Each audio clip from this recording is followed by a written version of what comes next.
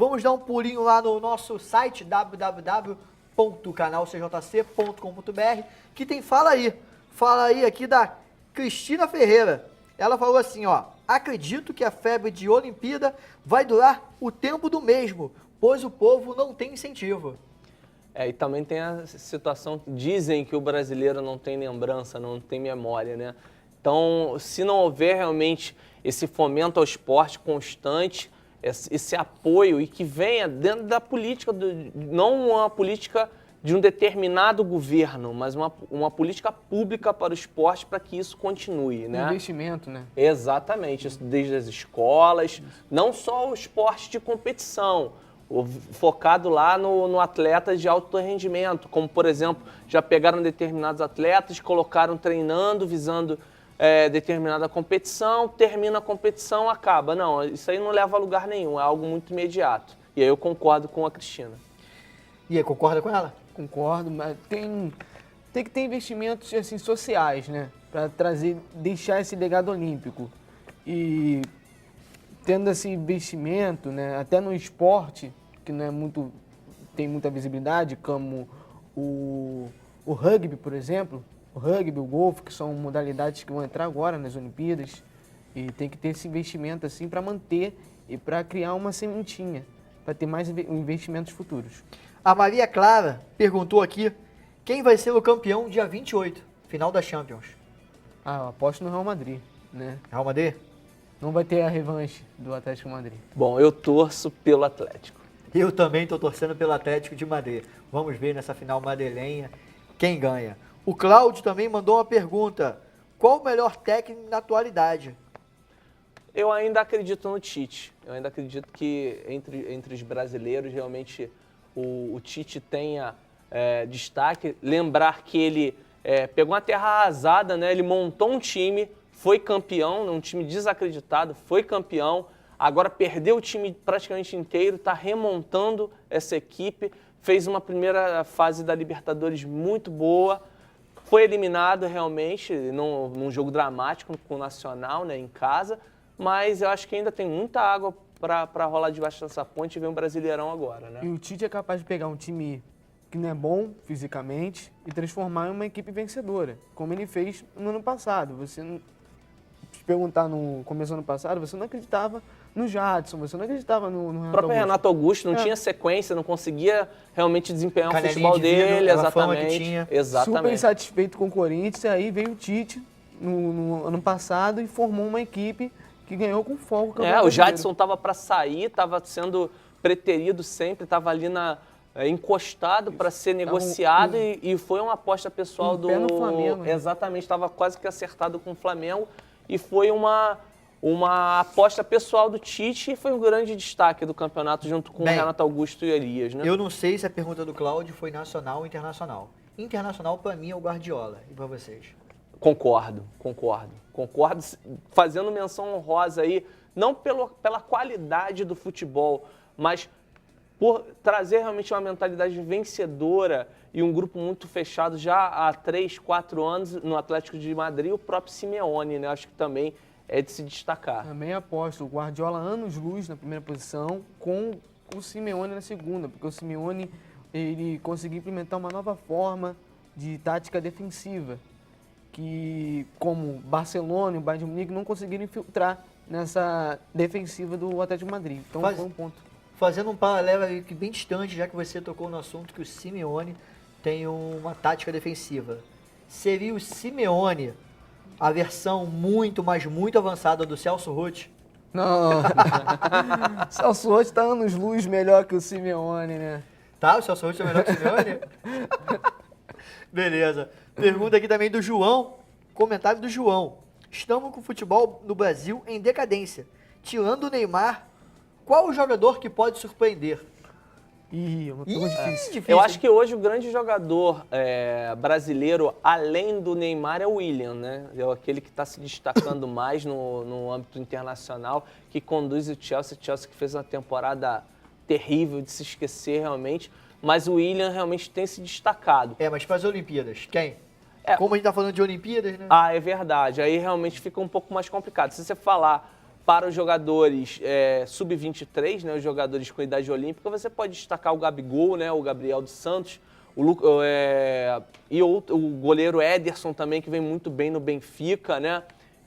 Mas acho que a gente pode parar por aí, porque a gente realmente não tem uma safra assim tão boa, né? Tem Gabriel Jesus também no Palmeiras. Sim, mas eu acho que o Gabriel Jesus ainda tem muito a galgar ainda. Acho que o Gabriel dos Santos, eu acho que é um jogador mais pronto, até fisicamente, do que o próprio Gabriel Jesus, né? Falando em Santos, o Santos hoje joga pela Copa do Brasil, enfrenta o Galvez do Acre. Um time do Acre na Copa do Brasil vai jogar lá na pontinha. Para muitos, o Acre não existe, o Acre é um estado de espírito, mas o Acre existe sim. Tanto é que o Santos vai jogar hoje lá. Vai mandar um time misto, um time mais reserva, um time assim, tem o Vlad. Olhando que escalação, não tem titular. São os garotos. Mas e aí? O misto do Santos, o reserva do Santos, dá para vencer o Timão lá do Acre? Acho que esse é jogo de Copa do Mundo pro Galvez, né? Essa primeira e segunda fase da Copa do Brasil tem esse aspecto de interiorizar o futebol, isso é muito legal, né? A gente já teve aí Baraunas, Asa de Arapiraca, 15 de novembro, né? O Pintinho Amarelinho lá do Campo Bom, lá do Rio Grande do Sul, enfim, grandes surpresas do futebol. E quem sabe apronta aí uma peça aí pro Santos. Mas aí tem o time liderado pelo Paulinho, né? Paulinho, do bonde da Estela, né? Do Flamengo, né? Vamos ver se o Santos consegue eliminar o jogo de volta já nessa primeira partida. É bem provável que o Santos consiga eliminar o primeiro jogo, o jogo da volta, quer dizer, porque esse jogo é como se fosse um jogo festivo para o Galvez, né? Vai vir com casa lotada, como sempre vem os clubes pequenos na Copa do Brasil, e vai ser um jogo assim de exibição, né, para o Santos. Mas para o Galvez vai ser como se fosse a final da Champions, a final da Copa do Mundo. Mas tem que lembrar... Final da Champions, então. Então eu vou te dar uma oportunidade única, Samuel. Fala aí pra gente a escalação do Galvez. Vamos lá. Só tem craque no Galvez, hein? Vamos lá, escalação do Galvez. Ó, goleiro Chumbo. Não, goleiro é o Max. É o máximo. Deve ser o máximo ele, né? É o máximo. É o máximo. É o máximo. Terá a equipe máxima, né? Então, o goleiro é o máximo. E na zaga vem o Araújo, Goiano e o Gato. Nas laterais, o Chumbo, né? Chumbo grosso. E Laio. No meio, né? Com o volante, o Wilson e Oliver. E Ciel e Careca. No ataque, Araújo, Jordão e Tonho Cabanhas. Será que é gordinho? Não, e agradecer ao Galvez aí mais uma vez aí pela homenagem aqui ao apresentador e ao comentarista por escalar o Careca no meio de campo aí, ó. Legal, legal, legal. Quem joga hoje também pela Copa do Brasil é o Vasco da Gama, enfrenta o CRB. O Vasco praticamente é aquela festa do título. O Vasco vai mandar seus jogadores principais contra o CRB, também campeão estadual, jogo de entrega de faixas, jogo é lá. Mas e aí, dá pro Vasco? Dá. O Vasco vai vir com a equipe máxima, né? E não perdeu esse ano, então bem provável que não elimine o jogo da volta. E o CRB vai ter o Gerson Magão.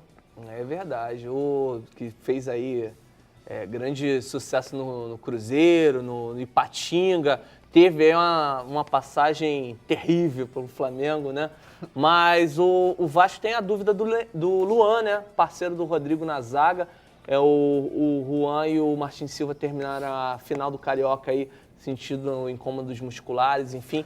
Mas vai aí em cima da hora para ter a definição se o Luan vai a jogo ou não, né? Mas o Vasco tem grandes chances de pelo menos garantir uma vantagem aí para o segundo jogo. Talvez não elimine, CRB também empolgado e um time de Série B, né?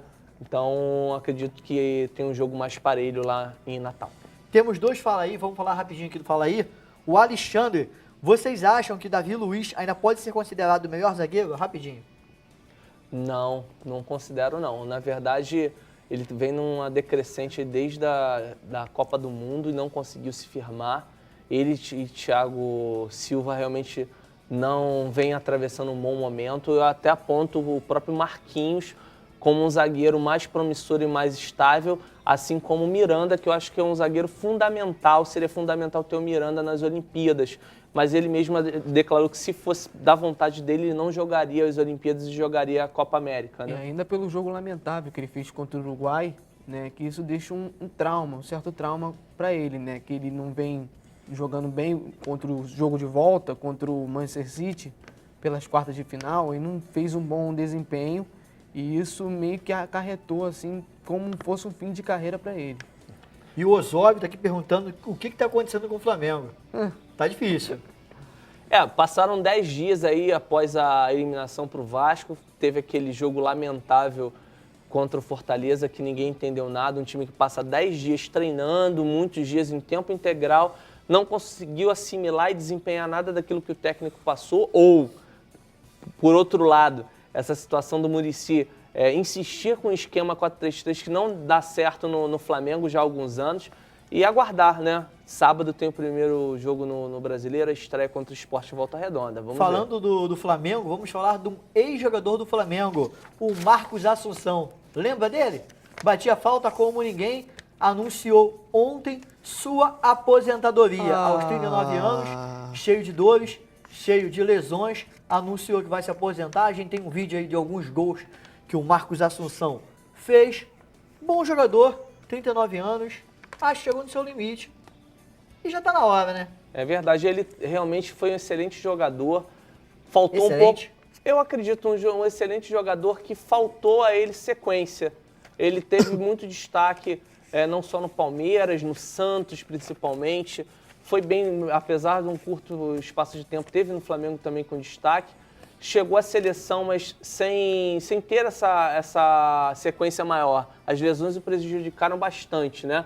E aí depois passou a vagar para alguns outros mercados, né? Mercados emergentes aí do futebol, né? Emirados Árabes. Exatamente, atuou também na Europa, né? Na Espanha. Se eu não me engano, Jogou atuou no Roma na e no Roma, a Betis. gente está Jogou vendo no gols Betis, ali da Espanha. pela Roma ali, né? Mas realmente as lesões o atrapalharam bastante. Agora virar a página e viver a vida aí fora das quatro linhas, né? Vai fazer falta, Samuel? Pai é um excelente cobrador de faltas, né? Ele conseguiu uma sessão muito boa no Real Betis, né? Que o levou a recuperar a visibilidade no Brasil, onde que ele voltou para o Grêmio Prudente, né? E lá no Grêmio Prudente ele conseguiu, foi a última safra do Grêmio Prudente antes de se tornar o que hoje ninguém sabe o que é mais o Barueri ou o Prudente, como era na época. E assim, ele pode ser um bom assistente para os clubes, para jogadores que saibam cobrar faltas. Isso pode, a aposentadoria pode servir como aprendizado para os jogadores. Hoje em dia a gente tem treinador de goleiro. O Vasco implementou há um tempo o treinador de zagueiros, que é o Mauro Galvão. Vou ter agora um treinador de faltas também, especialista? Quem sabe, né? É. E, acima de tudo, sempre foi um cara que se mostrou muito esclarecido, né? Até pela vivência dele na Europa, também aprendeu muito.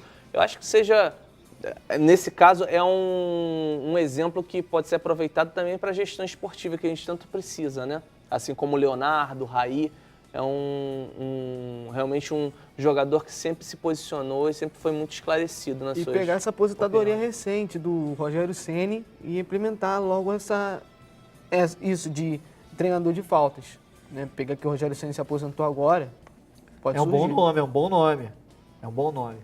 Uma imagem tem chamado a atenção, tem levantado muito debate nas mídias sociais e entre os dirigentes também.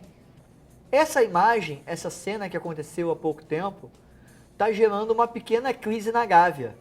A gente tem essa imagem para jogar aí, que é do presidente do Flamengo, o Bandeira, alinhado com a CBF. Lembra? Outrora. Já tem língua presa, falar outrora é meio complicado, né? Ela é totalmente oposto à CBF.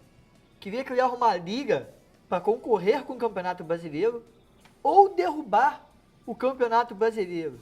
Montou a Primeira Liga. Se mostrava oposição a tudo que acontecia na CBF. E na próxima partida da seleção, Durante toda a Copa América, na É. verdade. na Copa América, vai ser o chefe da delegação, que é um cargo de honra.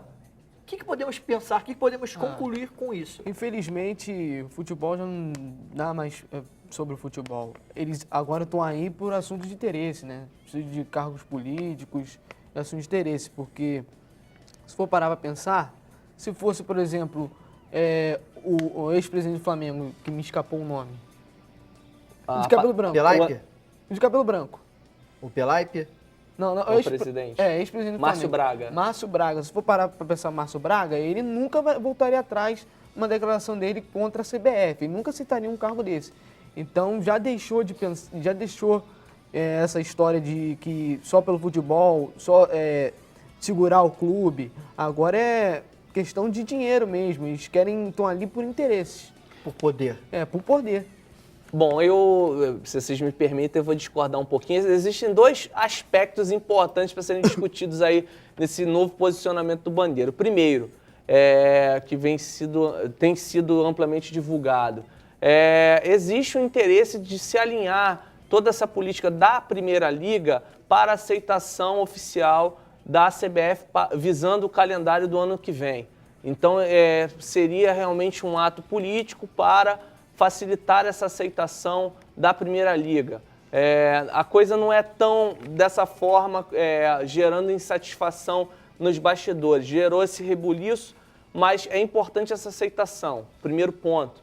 O segundo ponto, até na sabedoria popular, muitas vezes falamos que é melhor termos os inimigos próximos para que a gente possa acompanhar melhor e poder se posicionar da melhor maneira possível e poder reverter determinadas situações. Eu acredito que o caminho seja esse. E, acima de tudo, defender os interesses do clube, sim. A partir do momento que o clube se faz representado, eu acho que ele tem mais possibilidade de buscar coisas melhores adiante. Bem, eu sou da teoria de diga-me com quem andas, que eu te direi quem és. O Bandeira pregava uma coisa e agora está alinhado com a mesma pessoas que ele falava mal. Eu acho estranho, particularmente, acho muito estranho. E vejo também com estranheza o Bandeira, que defende a ética no futebol, às vezes tomar atitudes estranhas, como no caso do William Arão, já que ele defende a ética. Mas é uma questão complexa, é uma questão demorada, que renderia um programa todo aqui, mas infelizmente nosso tempo é curto e vou desde já agradecer a presença de vocês. Valeu, Samuel, muito obrigado pela presença.